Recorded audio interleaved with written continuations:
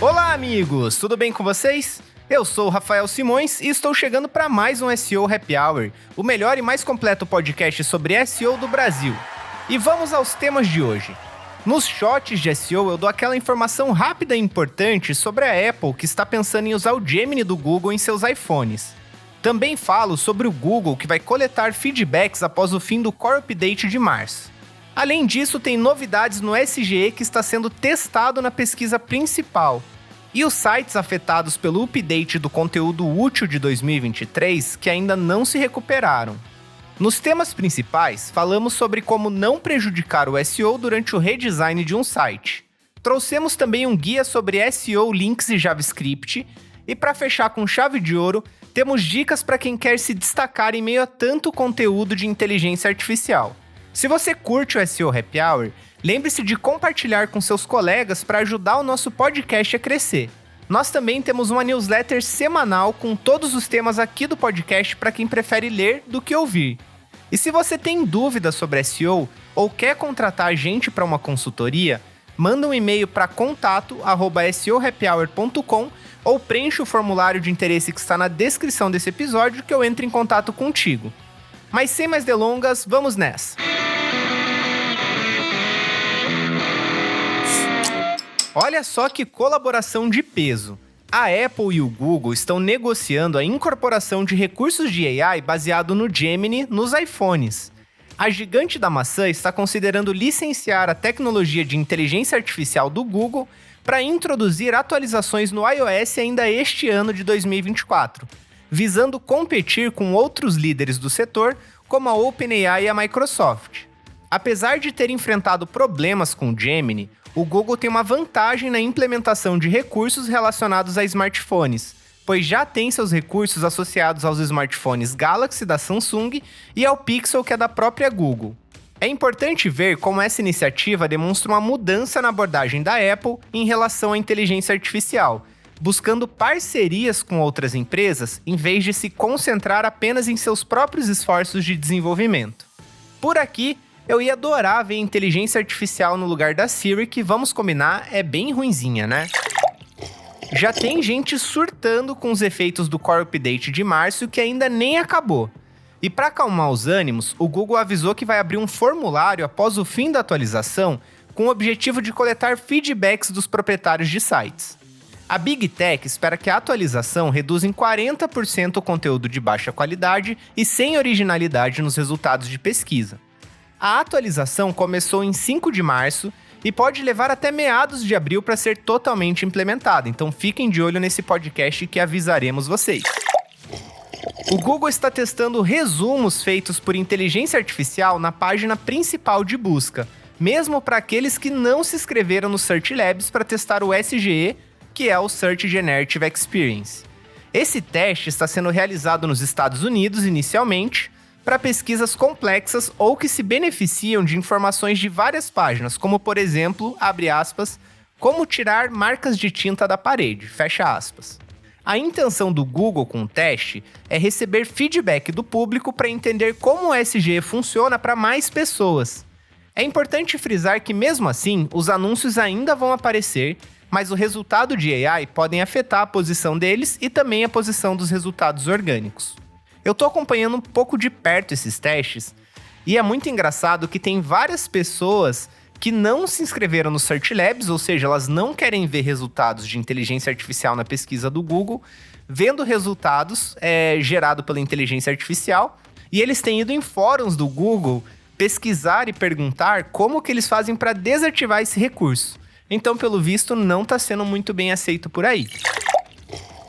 De acordo com uma reportagem do Search Engine Roundtable, desde a atualização de conteúdo útil, que foi em setembro de 2023, nenhum site que foi afetado conseguiu se recuperar ainda, mas há esperança de mudanças com atualizações futuras. Porém, as perspectivas de recuperação imediata são incertas. Danny Sullivan, representante da busca do Google, mostrou-se ciente das dificuldades enfrentadas por alguns sites e expressou esperança por melhorias futuras. Infelizmente, a única alternativa é continuar implementando melhorias de conteúdo útil e aguardar para que o algoritmo reconheça essas mudanças.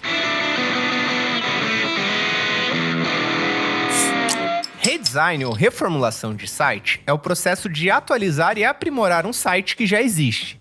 Isso pode envolver áreas como layout e design, estrutura de navegação, funcionalidades, conteúdo, entre outras. E como você deve imaginar, esse processo pode sim prejudicar muito a estratégia de SEO de uma marca, causando problemas como 1. Perda de ranking, 2. Perda de tráfego, 3. Problemas de indexação, 4. Conteúdo duplicado, 5. Links internos quebrados e 6. Carregamento lento. Por isso, é bem importante se atentar às dicas de como realizar um redesign sem prejudicar a estratégia de SEO. Assim você renova o seu site, mas não prejudica o seu negócio, então vem comigo. Em primeiro lugar, mantenha um backup do site antigo. Isso pode ser uma mão na roda caso o site novo dê problemas.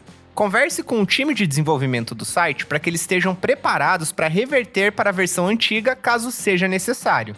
Se você usa WordPress ou outro sistema similar de gerenciamento de conteúdo, pode usar plugins como o Updraft para fazer o backup.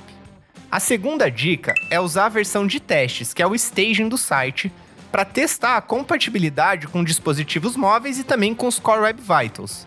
Essa é a melhor maneira de garantir que seu novo site siga as diretrizes de experiência de página do Google. Lembrando que o redesign de um site pode sim afetar a velocidade, estabilidade, capacidade de resposta e experiência móvel do site. Alguns problemas de design são fáceis de identificar, como o uso excessivo de animações ou layout que não se adapta bem no celular, mas outros, como código não otimizado, podem passar despercebidos se a pessoa não tiver o conhecimento necessário. Peça ao desenvolvedor para realizar os testes ou realize você mesmo usando uma ferramenta de SEO como, por exemplo, o Screaming Frog. Em terceiro lugar, realize auditorias antes e depois do lançamento do site. A auditoria de SEO é importante para identificar problemas de SEO no seu site. A fazer um antes e depois do lançamento, você pode facilmente encontrar novos problemas causados pelo redesign, especialmente os mais críticos, que são 1. Páginas sem querer que estão com a tag noindex, que impedem o indexamento por mecanismos de busca. 2. Site acessível tanto por HTTP quanto HTTPS, que deve somente ser acessível pela versão segura. E 3. Páginas com links quebrados. Para fazer esse procedimento de auditoria, é necessário usar uma ferramenta de SEO, mas o que mais conta nesse quesito é o seu conhecimento. Portanto, se você não manja muito de SEO, não faça um redesign sozinho. O ideal é contratar um especialista ou uma consultoria como a SEO Happy Hour para te ajudar. Entrando na quarta dica, vamos focar na estrutura de URL, que é a forma como os endereços ou links do seu site são organizados e formatados. O ideal em um redesign é manter a mesma estrutura de links do site antigo para o site novo. Algumas mudanças que podem ocorrer e que não são indicadas são 1. Mudança de grafia. Por exemplo, o site antes ficava em /blog e no novo site está em /blog/, então foi adicionada uma barra no fim. Para o Google, isso é uma URL totalmente diferente, então se atente nisso. 2. Tem também a mudança de subdomínio, que no exemplo fica de site.com/blog para blog.site.com. Então, se você usa hoje áreas em diretórios, não mova elas para subdomínios com redesign, porque senão muito provavelmente você tem chances de perder tráfego. 3.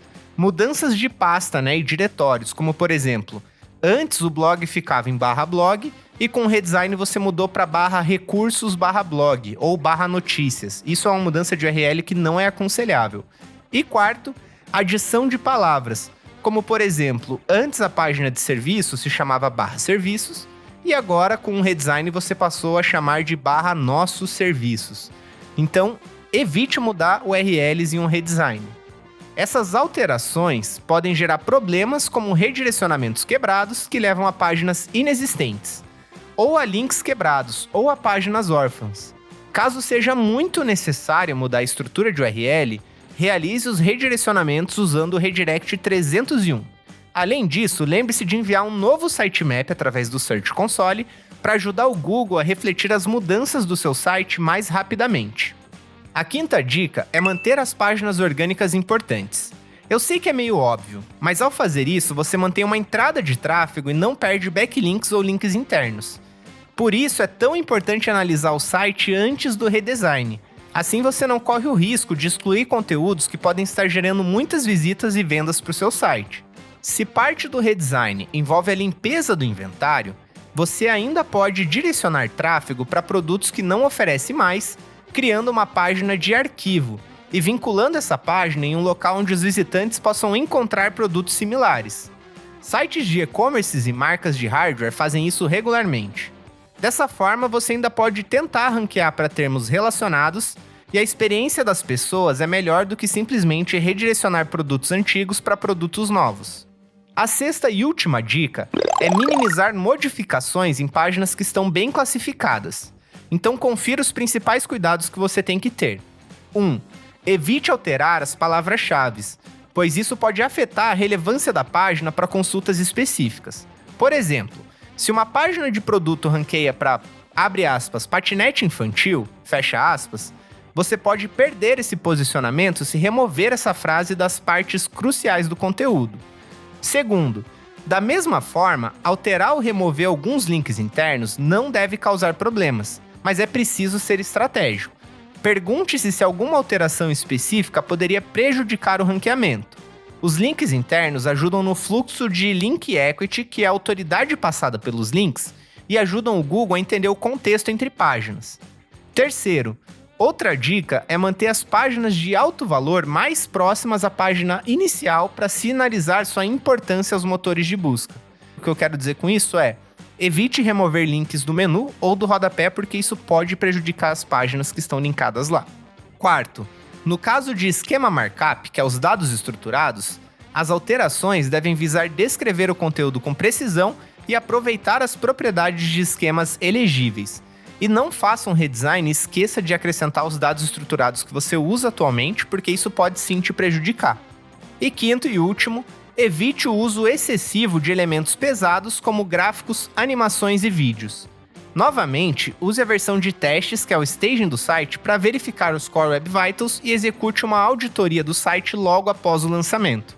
Se você não quer ter problemas de SEO com redesign, garanta que a sua nova versão do site é tão rápida ou mais rápida do que a versão atual, beleza? Essas foram as dicas para você deixar seu site bonitão sem perder os benefícios de SEO. Se você tiver mais dúvidas sobre o assunto, envie para contato@seohappyhour.com e vamos amar te ajudar.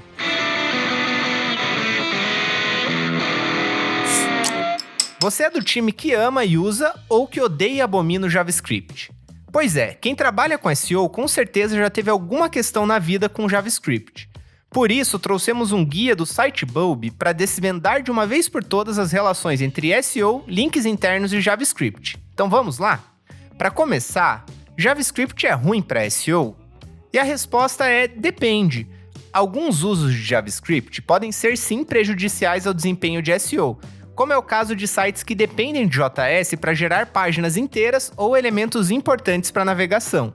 Porém, o JS também pode melhorar a interatividade com a página e, consequentemente, a experiência das pessoas. E muitas vezes isso não vai prejudicar o desempenho orgânico do site. E será que o Google consegue rastrear links com JavaScript? Bom, o Google nem sempre consegue rastrear links que dependem de JavaScript para funcionar. Existem dois desafios principais para links internos criados com JS. O primeiro deles é que o Google pode não descobrir esses links, e o segundo é que, mesmo que ele descubra, pode haver dificuldade para rastreá-los de forma eficiente. Então, para resolver esse problema, a gente antes precisa entender como que o Google processa JavaScript e quais são as suas limitações. O Google fornece diretrizes para entendermos as 3 fases necessárias para processar JavaScript: rastreamento, renderização e indexação. No entanto, devido à não linearidade desse processo, você verá frequentemente uma visão resumida em 2 ondas de indexação. Durante a primeira onda de indexação, o Google descobre URLs de fontes internas, como sitemaps, links internos, links externos e links de outros sites, e as coloca em uma fila para serem rastreados. Se a URL estiver acessível ao Google, o rastreador solicita a página no formato HTML ao servidor, ou seja, aquilo que você vê quando você vai em ver o código-fonte da página. Essas URLs podem então ser indexadas, mas também entram para uma fila de renderização, e todos os links que foram recém-descobertos no HTML voltam para a fila de rastreamento. Entenderam aqui a malandragem? Tem uma fila de renderização e tem uma fila de rastreamento. É muito importante que vocês entendam isso. Aí entra a segunda onda de indexação, que agora é onde o JavaScript entra em cena. Se uma página não estiver qualificada para indexação devido a um noindex na meta tag ou bloqueada no robots, o Google não vai renderizar a página. Para páginas qualificadas, o Google vai solicitar que a URL seja renderizada por um Chrome e aí vai executar todo o JavaScript que tem na página. Aí a página renderizada final também pode ser indexada. Então o Google olhou primeiro o HTML sem JavaScript nenhum e viu tudo que ele encontrou lá. Essa é a primeira onda de indexação. Após isso, essa URL foi para uma fila de rastreamento e quando chegou a vez dela, ela foi renderizada por um Chrome e aí sim o Google viu o que a gente chama de DOM, que é a página renderizada no browser, que aí teve todo o JavaScript executado. Existem vários estudos do setor com o objetivo de identificar quanto tempo o Google leva entre a primeira e a segunda onda de indexação. Os resultados são sempre diferentes e variam para cada site. Eu já vi isso acontecer em minutos e eu já vi levar dias para acontecer, por isso que é delicado. Mas resumindo, é esse atraso que deu ao JavaScript uma má reputação no mundo do SEO. Os recursos do Google para renderizar JavaScript não são infinitos. Para sites grandes e dependentes de JavaScript, isso tem implicações potenciais no crawl budget, além de criar um processo ineficiente para o Google entender a arquitetura do site. Para outros sites, isso pode causar atraso ao tentar indexar conteúdo atualizado. Como resultado, as melhores práticas de SEO de JavaScript determinam que qualquer coisa considerada crítica ou importante para a compreensão de uma página da web pelo Google deve estar disponível no HTML, ou seja, na primeira onda de indexação. E quais são as melhores práticas para qualquer link interno ser rastreado pelo Google? Primeiro, a gente precisa estabelecer o que faz com que o link seja rastreável pelo Google, independente se ele é descoberto na primeira ou segunda onda de indexação. Para que qualquer link seja rastreado, ele precisa obrigatoriamente, estar em uma tag HTML A, que é o elemento âncora. Essa tag precisa ter o atributo href, ou seja, precisa ser uma tag A, href. Ela precisa estar disponível para mecanismos de busca sem exigir um gatilho de evento ou interação do usuário, como clique, passar o mouse, scroll e etc.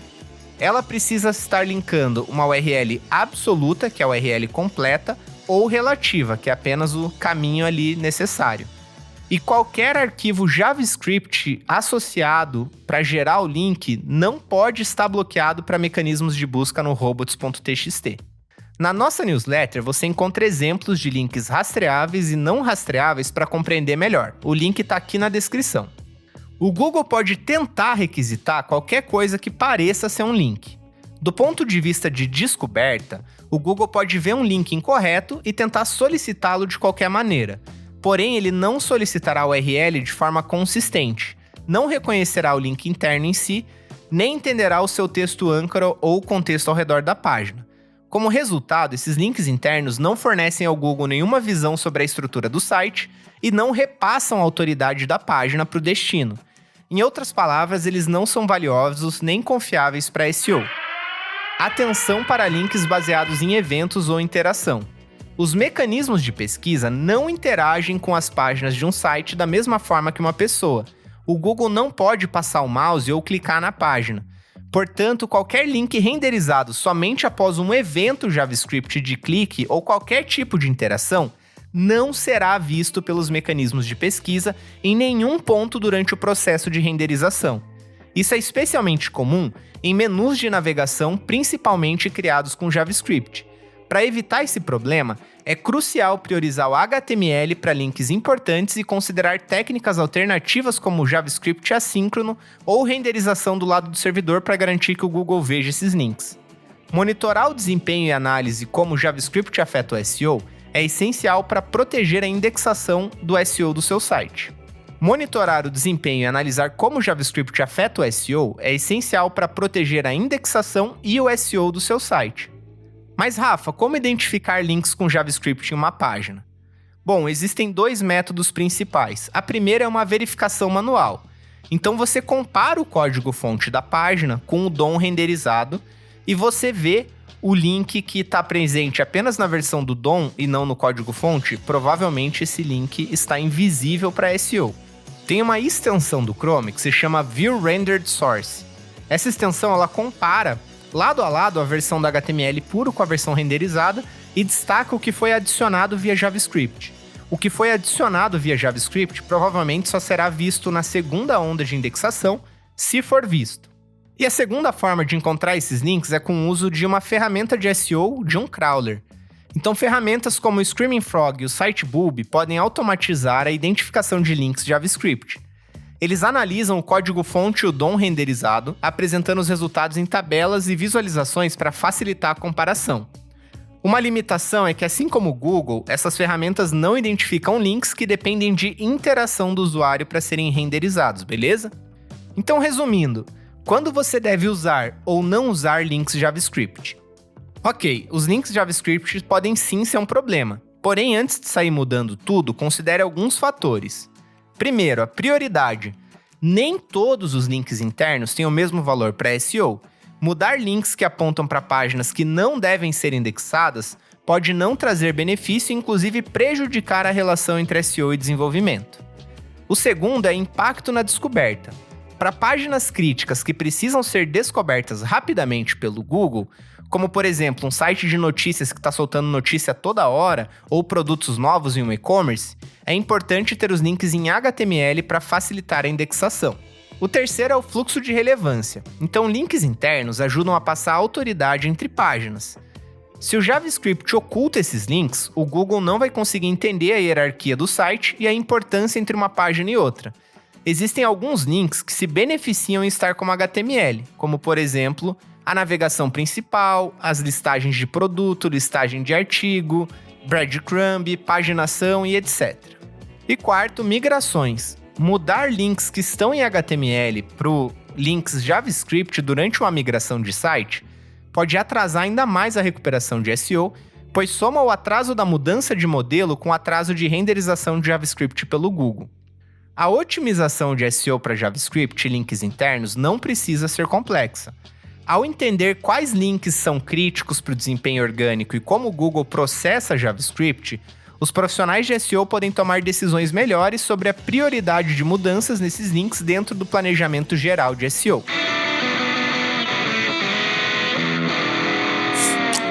Parece que para todo canto que a gente olha, tem alguém defendendo criação de conteúdo com AI. Não me levem a mal, a gente não é contra inteligência artificial. Só acho que conteúdos criados ou pelo menos revisados por humanos são bem mais interessantes para as pessoas e para a estratégia de SEO. Sempre tem alguém que vai dizer, abre aspas, mas olha esse site aqui que tá bombando, só de conteúdo criado pelo ChatGPT, fecha aspas. Ok, funciona, mas não vai funcionar por muito tempo, isso é o que eu acredito. Então daqui 6 meses a 1 ano, a gente conversa, beleza? SEO é sobre aumentar o tráfego, mas também é sobre escrever bons conteúdos e prover uma boa experiência para as pessoas. Com o SEO, você consegue aumentar as suas conversões, mas você também aumenta o valor da sua marca com o seu público. O SEO não é uma estratégia para ganhar mais tráfego em um mês, é uma estratégia para ter uma presença digital sólida por muito tempo. Pelo menos é isso que a gente faz e acredita aqui. E para ajudar você que pensa como a gente e se destacar em um mar de conteúdos gerados automaticamente, trouxemos para cá algumas dicas, tá bom? Então, primeiro, experimente e crie novos dados. Para agregar valor ao seu conteúdo, que tal ir atrás de novas ideias e coletar seus próprios dados? As AIs são treinadas com dados da web, então ao criar um conteúdo com ela, você estará basicamente criando algo que já existe, com outras palavras. Além disso, os modelos possuem lacunas de conhecimento e muitas vezes podem fornecer informações erradas ou desatualizadas. Ao experimentar, você está criando algo novo. Algumas formas de inovar e fazer experimentos são 1.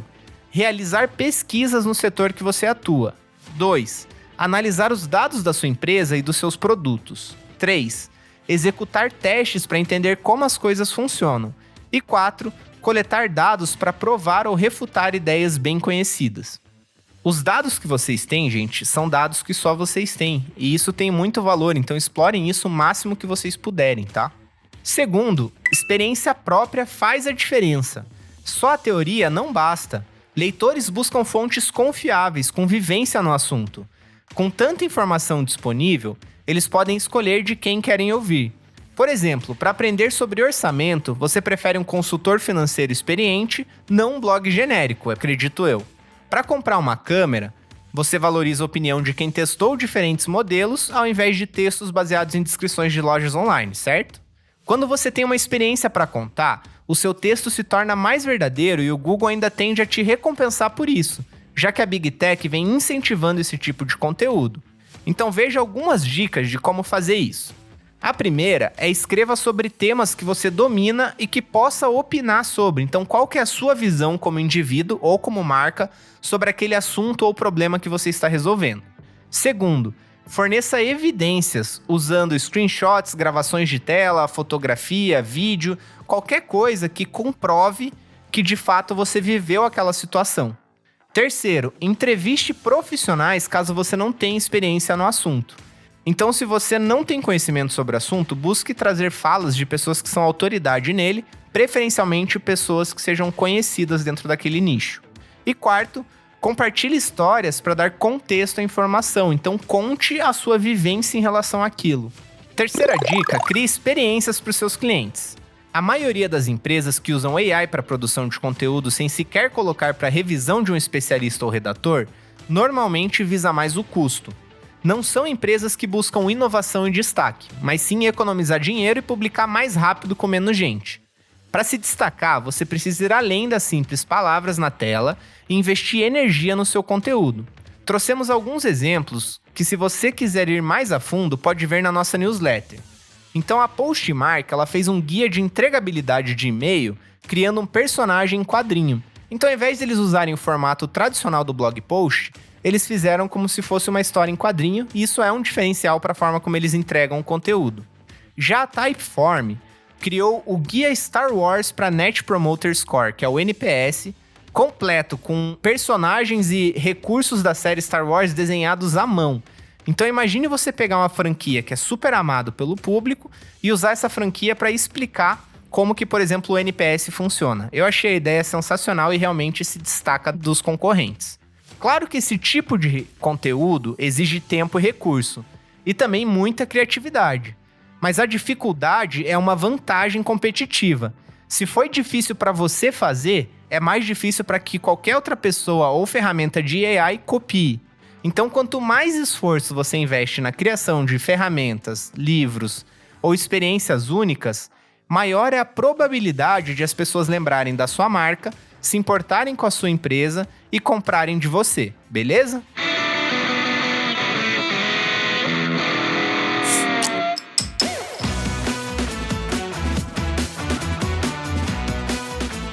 E com isso, estamos chegando no fim do nosso SEO Happy Hour. Eu quero agradecer você por acompanhar o nosso podcast e lembrando que se você quer falar comigo, é só mandar um e-mail para contato@seohappyhour.com e a gente aceita tudo, tá? Dúvidas, dicas, sugestões e até mesmo críticas.